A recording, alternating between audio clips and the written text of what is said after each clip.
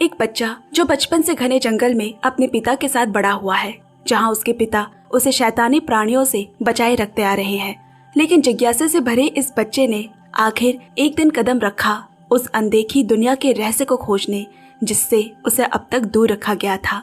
Movie stripe लाई है 2024 की beyond the Westland. दोस्तों, सबसे पहले आप सभी के लिए गुड न्यूज है। कोरियन ड्रामा वेब सीरीज के एक्सप्लेनेशन हम दोबारा से शुरू कर रहे हैं। आपने हमारे उन वीडियोस को इतना प्यार दिया कि हम दोबारा एक नई चैनल में इसकी शुरुआत कर रहे हैं, जहां पर आपको हफ्ते में 2 दिन नए और पुराने हर तरह के कोरियन ड्रामा और वेब सीरीज के एक्सप्लेनेशन हिंदी में मिल जाएंगे। तो जल्दी से जाकर इस नई चैनल को चेकआउट, जिसका नाम है कोरियन ड्रामा हिंदी, और इसकी लिंक आपको डिस्क्रिप्शन बॉक्स में मिल जाएगी। और हाँ, इसकी नोटिफिकेशन हर हफ्ते पाने के लिए चैनल को सब्सक्राइब करना बिल्कुल ना भूले। तो अब कहानी में खोते हैं। कहानी की शुरुआत में हम मार्क नाम के एक छोटे बच्चे को देखते हैं, जो अपने बाबा के साथ एक घने गहरे जंगल में रहता है। उसका कोई दोस्त नहीं है और जंगल में रहने की वजह से उसे बाहर की दुनिया के बारे में ज्यादा जानकारी भी नहीं है। उसके बाबा ज्यादा बात नहीं करते, चुप रहते हैं, मगर वो केवल मार्क को बार बार 2 बातें कहते हैं। पहला, जंगल के बाहर सभी ज़ॉम्बीज का ठिकाना है और जो लोग वहाँ रहते हैं वो ज़ॉम्बी से भी ज्यादा खतरनाक है। और दूसरा, इसीलिए कभी भी तुम जंगल से बाहर जाने की सोचना भी मत। दिन में मार्क के बाबा शिकार पर बाहर निकले और मार्क को खुद की सुरक्षा के लिए एक बंदूक देकर जाते हैं। मार्क अपना पूरा बचपन केवल गाने सुनते और किताबें पढ़ते बिताता है। वो अभी जो किताब पढ़ रहा है वो बहुत पुरानी है, फिर भी उसे वो किताब पढ़ना बहुत पसंद है, क्योंकि उस किताब में एक जादुई परी होती है। मार्क भी सोचता है कि ये जादुई परी शायद उसकी सारी तकलीफें ठीक कर देगी। मार्क के हाथ में एम जैसा एक निशान खुदा हुआ है, जिसे वो जादू का प्रतीक मानता है, और जैसे कि एम उसके नाम का पहला अक्षर है। एक दिन जंगल में घूमते हुए मार्क एक लोहे से बना हुआ पुराना कैंप देखता है। उसे लगा अंदर शायद कोई होगा, इसीलिए वो डरकर आगे नहीं बढ़ता। लेकिन उसमें जिज्ञासा बहुत थी, तो अगले दिन सुबह ही उठकर पानी लेने के बहाने वो फिर उस कैंप के पास जाता है और ढेर सारा साहस जुटाकर अंदर घुसता है। अंदर जाकर वो पूरी तरह हैरान है, क्योंकि वहाँ सब कुछ बहुत ही साफ सुथरी हालत में है। यहाँ तक कि बच्चों के खिलौने भी रखे हुए हैं। मालूम ही चल रहा है कि यहाँ जरूर कोई रहता है। तभी अचानक अंधेरे में मार्क किसी की जादुई परछाई देखता है। वो पूरी तरह से डर गया, लेकिन जब वो उसके करीब आया तो देखा कि वो भी उसी की तरह एक बच्चा है। उस बच्चे का इतना सुंदर मासूम चेहरा देख मार्क उसे अपना हेडफोन दे देता है। पहले तो बच्चा हेडफोन देखकर डर रहा था, लेकिन जब उसने गाना सुना तो उसके चेहरे पर एक अनोखी मुस्कान आ गई। दोनों बहुत जल्दी ही अच्छे दोस्त बन जाते हैं। उस बच्चे का नाम मिकी है। मिकी का व्यवहार भी बहुत अच्छा रहता है। फिर जब मार्क वहाँ से घर वापस आ रहा था तो मिकी उसे अपना सबसे पसंदीदा खिलौना देता है। अब घर लौटते समय मार्क को ऐसा लग रहा कि कोई उसका पीछा कर रहा है। ये सोचकर वो जंगल में छिपने की कोशिश करता है। ठीक उसी समय एक महिला आकर उस पर बंदूक तान दी, लेकिन जब वो मार्क के हाथ में वो खिलौना देखती है तो तुरंत बंदूक नीचे रखकर वहीं बैठ गई और उसे प्यार से कहती है, तुम जंगल में क्या कर रहे हो? जाओ, वापस घर जाओ। वो मार्क को कुछ जंगल के फल भी खाने को देती है। तब मार्क समझ पाया कि ये महिला मिकी की माँ है। जब वो मिकी को उसकी माँ से गले लगाते देखता है तो उसे थोड़ी ईर्ष्या होती है। अब वो घर लौट आया और आते ही पहले उसने मिकी का दिया खिलौना छुपा दिया। लेकिन इन सब में वो जो काम करने बाहर गया था, यानी कि पानी भरने, वो तो भूल ही जाता है। बाबा उसे बहुत डांटते हैं और तभी मार्क भी अपने बाबा को गले लगाता है, लेकिन बाबा ने उसे दूर कर दिया। बाबा के इस तरह के बर्ताव से मार्क बहुत दुखी हो जाता है। कई दिनों तक मार्क ऐसे ही मिकी की माँ से मिलता रहा, क्योंकि मिकी की माँ से मिलने पर उसे प्यार मिलता है, जो उसे अपनी माँ की याद दिलाती है। एक दिन रात के खाने के समय मार्क ने हिम्मत करके बाबा से अपनी माँ के बारे में पूछा, मगर उसके बाबा सवाल का कोई जवाब नहीं देते। तो डर के मारे मार्क फिर इस बारे में कुछ नहीं पूछता। खाने के बाद उस रात मार्क के बाबा अचानक बाहर चले गए। मार्क दरवाजे के बाहर छुपकर देखने लगा कि उसके बाबा बाहर जाकर एक वीडियो देख रहे हैं। अगले दिन उसके बाबा रोज की तरह शिकार पर निकल गए, लेकिन तभी उसे जंगल से गोली चलने की आवाज सुनाई दी। उसे लगा जरूर कोई बड़ी समस्या हुई है, इसीलिए उसने जल्दी अपने बेटे को जंगल में छुपने को कहा और खुद बंदूक लेकर आगे बढ़ता है, ये देखने कि क्या हो रहा है। यहाँ मार्क छुपने के लिए थोड़ा आगे बढ़ा, लेकिन वहाँ जाकर उसने देखा कि दूर मिकी की माँ घायल हालत में पड़ी है। और थोड़ी देर बाद देखा कि वहाँ उसके बाबा बंदूक लेकर आए और मिकी की माँ को गोली मार दी। ये देख मार्क बहुत ही डर गया। उसने कभी कल्पना भी नहीं की थी कि उसके बाबा इतने निर्दयी हो सकते हैं। वो जल्दी से घर लौट आया और बिस्तर पर लेटकर सोने का नाटक करने लगा। उसके बाबा भी लौट आए, लेकिन वो बहुत गुस्से में होते हैं और बार बार चिल्ला रहे, मैं वापस आ गया। लेकिन मार्क कान में हेडफोन लगाकर ऐसा दिखाता है जैसे उसे कुछ पता ही नहीं, मगर उसके मन में तो जिज्ञासा बढ़ती जा रही थी कि उसके बाबा ऐसा क्यों कर रहे हैं। जब उसके बाबा सो जाते हैं तो वो छुपकर उनका वीडियो कैमरा वहां से ले गया। उस कैमरे में उसके परिवार के कुछ क्लिप्स थे। जब मार्क पैदा नहीं हुआ था, उसकी एक बड़ी बहन भी थी। लेकिन अगला वीडियो खोलते ही मार्क अपनी माँ को बहुत ही भयानक और डरी हुई हालत में देखता है। वो मार्क से कह रही है, मार्क मैं तुमसे बहुत प्यार करती हूँ। तभी वीडियो में उसके बाबा की गुस्से भरी आवाज सुनाई देती है और इसके बाद ये वीडियो बंद हो गई। मार्क को शक होने लगा कि बाबा ने शायद उसकी माँ को मारा है। ये सोच सोच कर उसका डर बढ़ने लगा। तो उस रात जब बाबा सो गए, उसने उनके हाथ पैर बांधे और अपना बैग लेकर वहाँ से निकल गया। वो दौड़कर अपने दोस्त मिकी के पास चला गया और उसे भी जंगल से भागने की बात कही। लेकिन मिकी अपनी माँ का इंतजार कर रहा है। असल में मिकी अभी तक नहीं जानता कि उसकी माँ अब जिंदा नहीं है। मार्क को अपने दोस्त के लिए बहुत बुरा लगा, इसलिए उसने मिकी को बहुत तकलीफ होने के बावजूद सच बता दिया। मार्क सोच रहा था कि ये सुनने के बाद मिकी शायद उस पर बहुत गुस्सा करेगा, यहाँ तक कि उससे बात भी नहीं करेगा। लेकिन मिकी गुस्सा नहीं हुआ, बल्कि तकलीफ में देखकर उसे गले लगा लिया।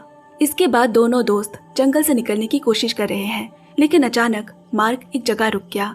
असल में बचपन से ही मार्क अपने बाबा के साथ जंगल में ही रहा है, इसीलिए किसी भी खतरे या जानवर की मौजूदगी को वो पहले से भांप सकता था। फिर दोनों वहाँ से झाड़ियों में जाकर छिप गए और एक भयानक ज़ॉम्बी के हाथों बच गए।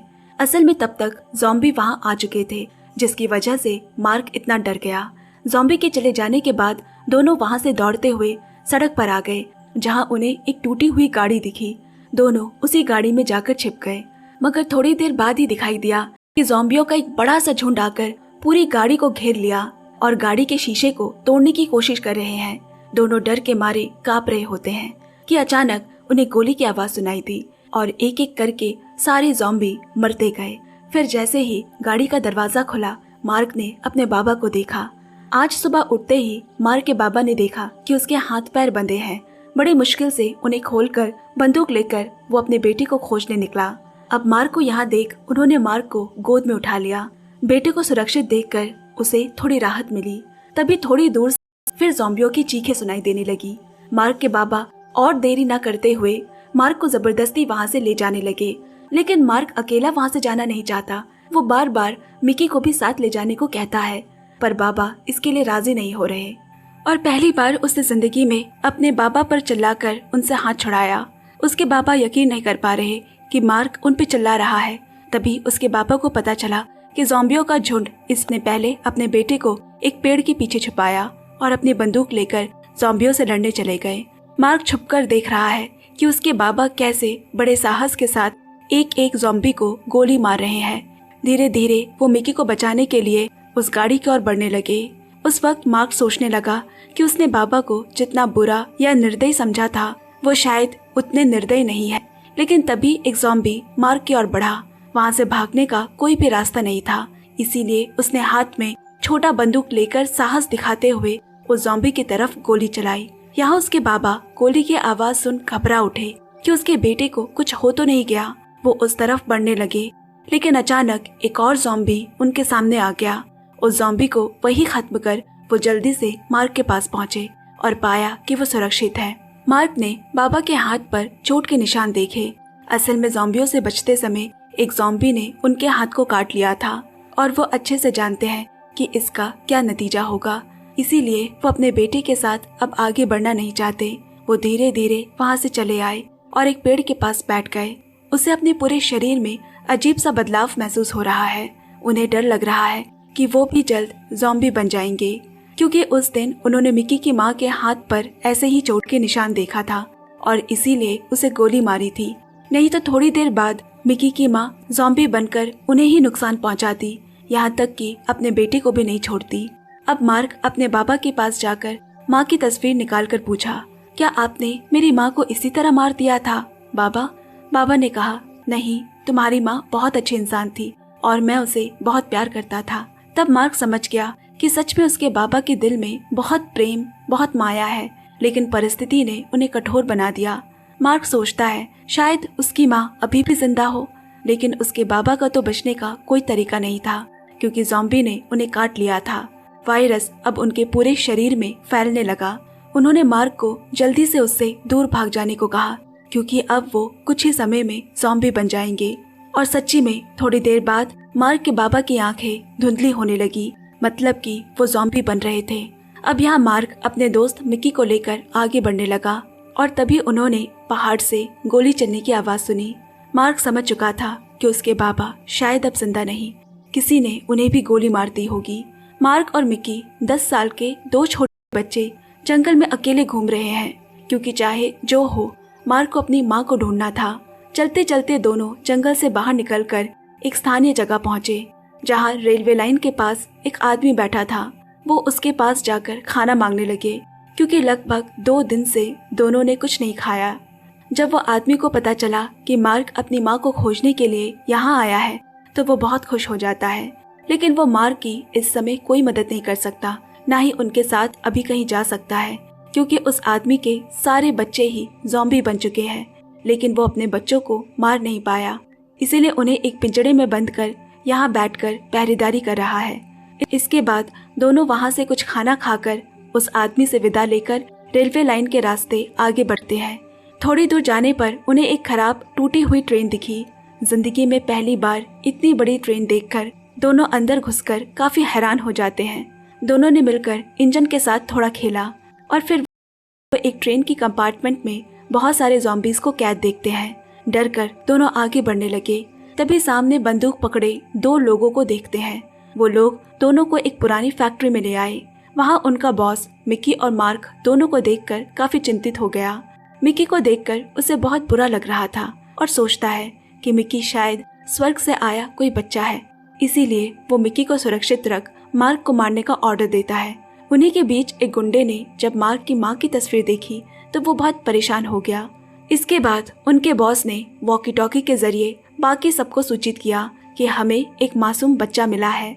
वो यहाँ मिकी की बात कर रहे हैं। शायद मिकी को लेकर उनके भविष्य में कोई प्लान है। दूसरी ओर जिसे मार्क को मारने के लिए कहा गया था, उस गुंडे को मार्क को देखकर बहुत माया आता है और वो सोचता है कि एक और स्वस्थ बच्चा अगर इस दुनिया में बचा तो हमारा ही फायदा होगा। इसीलिए उसने मार्क से चुपचाप यहाँ से भाग जाने को कहा। लेकिन मार्क एक समझदार बच्चा है, वो मिकी को छोड़कर किसी भी हालत में यहाँ से नहीं जाएगा। इसीलिए मार्क वहीं छिपकर बाकी सबके सो जाने का इंतजार करता है। जब सभी सो गए, वो चुपके से मिकी के पास गया और मिकी को लेकर अंधेरे में ही वहाँ से भाग निकला। अगले दिन सुबह जब बॉस ने देखा कि मिकी और मार्क दोनों ही वहाँ नहीं हैं, उसका गुस्सा सर चढ़ गया और उसने अपने आदमी को इतना गैर जिम्मेदार होने के लिए गोली मार दी। इधर दूसरी ओर मार्क को एक कमरे में जाकर कुछ साफ कपड़े मिले और वो उसे पहन लेता है। वो मिकी के पास जाने की कोशिश करता है, क्योंकि वो मिकी को खुद ही बाहर छोड़कर अंदर आया था। तभी उसने देखा कि गुंडे उन्हें तलाश रही है और उन्हें मिकी मिल चुका है। अब वो मार्क को भी मारने के लिए तलाश रहे हैं। लेकिन तभी हम एक ड्रोन देखते हैं जिसके एक के बाद एक पता नहीं कहां से गोलीबारी शुरू होने लगी। वहां मौजूद सारे गुंडे उन गोलियों की चपेट में आकर मारे जाते। ये देखकर मार्क तेजी से नीचे उतरा और देखा कि कुछ सैनिक हाथ में बंदूक लेकर जगह जगह से बाहर निकलकर आ रहे हैं। उन्हें देखकर मार्क भी बाहर निकलने की कोशिश करता है, लेकिन मिकी उसे इशारा कर बाहर निकलने से मना करता है। तभी एक सैनिक मार्क को छिपा हुआ देख बंदूक लेकर उसकी ओर बढ़ा। तभी मिकी एक बंदूक उठा लेता है और उस सैनिक का ध्यान दूसरी तरफ मोड़ने की कोशिश करता है। मिकी के हाथ में बंदूक देख सैनिक ने मिकी को तभी गोली से मार दिया। मिकी ने अपनी जान बचाकर अपने एकमात्र दोस्त यानी मार्क की जान बचाई। सैनिक को लगा कि अब यहाँ और कोई नहीं है, इसीलिए वो वहाँ से चले गए। ये बेरहम दृश्य मार्क अपनी आंखों के सामने देख रहा था। अब उसे बाबा की कही हुई वो बात बहुत अच्छी तरह से समझ आ गई। उन्होंने कहा था कि इस दुनिया में जितने लोग जिंदा हैं वो ज़ॉम्बी से भी ज्यादा खतरनाक है, और इसका सबूत मार्क अपनी आंखों के सामने देख रहा था। उसके मन का भरम टूट गया कि इस दुनिया में कोई जादुई परी भी है, क्योंकि अगर परी होती तो ऐसी क्रूर घटनाएं नहीं होती। उसने गुस्से में अपने बचपन की उस पसंदीदा किताब को फाड़ डाला। अब जिंदगी का केवल एक ही लक्ष्य बचा है और वो है अपनी माँ को ढूंढ निकालना। इसके बाद मार्क चलते चलते शहर पहुंचता है, लेकिन वहाँ इंसानों का कोई नामो निशान तक नहीं, सिर्फ ऊंची ऊंची इमारतें और गाड़ियां हैं। तभी वहाँ कई ज़ॉम्बी को देखकर उनसे बचने के लिए मार्क कार के नीचे छिप गया। धीरे धीरे वो उस जगह तक पहुंच गया जहाँ उसकी माँ ने ये तस्वीर ली थी। मतलब कि उसके पास जो माँ की तस्वीर है वो शायद यहीं ली गई थी। यहाँ आकर शायद अब उसे माँ मिल जाएगी, यही वो सोचता है। और फिर वो बिल्डिंग के अंदर जाकर हर कमरे में माँ की तलाश करता है। आखिर एक कमरे में वो एक महिला को खड़ा देखता है। पीछे से देखकर उसे लगा कि वो शायद उसकी माँ हो सकती है। मार्क अब खुद को रोक न सका और धीरे धीरे पीछे से आकर पहले उसने माँ का हाथ पकड़ा, लेकिन अगले ही पल वो महिला मार्क के हाथ को काटने की कोशिश करती है। मार्क को समझते देर नहीं लगी कि ये उसकी माँ नहीं बल्कि एक भयानक ज़ॉम्बी है। वो किसी तरह वहाँ से निकलकर दरवाज़ा बंद कर देता है। बाहर आकर वो खूब रोने लगा। उस महिला को देखकर उसे लगा था कि शायद माँ उसे मिल गई, मगर अब उसकी आखिरी उम्मीद भी खत्म हो गई। इतने समय से अपनी माँ को ढूंढ रहा मार्क समझ गया कि उसकी माँ जिंदा नहीं है, और अगर जिंदा भी हो तो ज़ॉम्बी बन चुकी होगी। यही सोचते सोचते मार्क को एक बिल्डिंग से कुछ आवाजें सुनाई थी। उन आवाजों का पीछा करते हुए वो बिल्डिंग के अंदर घुसा और देखा कि वहाँ एक वर्चुअल इंसान कुछ मोटिवेशनल बातें कर रहा है। उसकी आवाज सुनकर वहाँ कुछ ज़ॉम्बी तेजी से आने लगे। मार्क अब कोई उपाय न सोच पहले की तरह हेडफोन लगाकर मन ही मन प्रार्थना करने लगता है। असल में वो अब कुछ सुनना नहीं चाहता कि उसके आसपास क्या हो रहा है या ज़ॉम्बी चिल्ला रहे हैं या नहीं। वो थक चुका है। लेकिन फिर जब मार्क पीछे मुड़ा तो देखा कि उसके शरीर पर कई लेजर पॉइंट लगे हुए हैं। थोड़ी देर पहले जो गोलियों की आवाज उसने सुनी थी वो कुछ सरकारी सैनिक थे जो ज़ॉम्बियों को मार रहे थे। तब एक महिला सैनिक ने देखा कि ज़ॉम्बी ने मार्क के हाथों में भी काट लिया है। इसके बाद मार्क आखिरी बार के लिए अपने सामने खड़ी उस महिला को बड़े प्यार से गले लगाता है, क्योंकि उसे पता है कि अब वो भी ज़ॉम्बी बन जाएगा। लेकिन ठीक उसी समय महिला ने अचानक मार्क के हाथ में लिखे हुए एम के निशान को देख लिया, और ये देखकर वो अपना मास्क उतार जोर जोर से चिल्लाने लगती है, इस बच्चे के हाथ में एम लिखा हुआ निशान है। अब वो मार्क को लेकर एक सुरक्षित जगह पहुंचे। दरअसल जिनके हाथ में ऐसा एम लिखा निशान होगा, ज़ॉम्बी अगर उन्हें काट भी ले तो भी उन्हें कुछ नहीं होगा। मतलब कि उनके शरीर में ज़ॉम्बी का कोई वायरस नहीं फैल सकेगा। और इसी वजह से वो महिला मार्क के हाथों में एम लिखा निशान देखकर चिल्ला उठी थी, हम इस बच्चे को पकड़ चुके हैं। मतलब दुनिया में मार्क अब एकमात्र बच्चा है जिसे ज़ॉम्बी काटेंगे या छुएंगे भी तो उसे कुछ नहीं होगा। एक तरह से मार्क की पढ़ी उन किताबों में जो जादुई प्रतीक था वो उसका एम ही निकला। और यहीं पर आज हमारी ये कहानी खत्म होती है। दोस्तों, आज की कहानी में एक खूबसूरत बात दिखाई गई है, वो है इस 10 साल के बच्चे के जीवन की संघर्ष की कहानी। जिंदा रहने के लिए या अपनी माँ को ढूंढने के लिए वो अकेले ही ज़ॉम्बियों के साथ लड़ रहा था। ऐसा मनोबल 10 साल के एक बच्चे में आमतौर पर नहीं देखी जाती। तो आज की कहानी आपको कैसी लगी मुझे कमेंट्स करके जरूर बताएं। एक और कहानी के साथ मैं दोबारा लौटूंगी। तब तक मूवी स्ट्राइप के साथ बने रहे और अपना सपोर्ट देते रहे। Bye bye and take care.